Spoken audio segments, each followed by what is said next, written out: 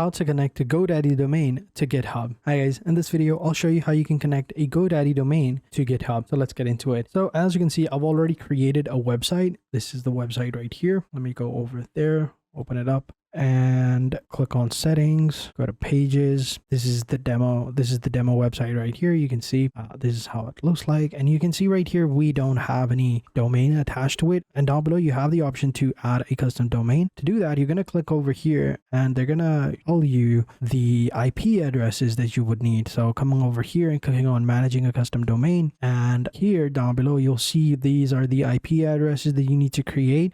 You can go ahead and use the AAA or quadruple A or a single A, and these are the DNS records that you're gonna add into your domain. So coming back over here onto GoDaddy, going into my product section, you'll find the domain over here. Go ahead and click on DNS, and then underneath DNS you'll find DNS records. Here you're gonna go ahead and add DNS records, right? So click on add new record, use the type as A, and then here press @ and then add the IP addresses that you will find over here. One by one you're going to add these IP addresses, just copy them, go ahead and click on add, paste them, go ahead and click on copy and add new record, paste, add new record, and copy the last one, and we are good to go. For that, just choose A, and then @ and there you go. For that, just simply click on save all records. It's going to update the DNS record. Come back over here to GitHub, add the domain over here, which is this one right here. Copy it, paste the domain. And if you have,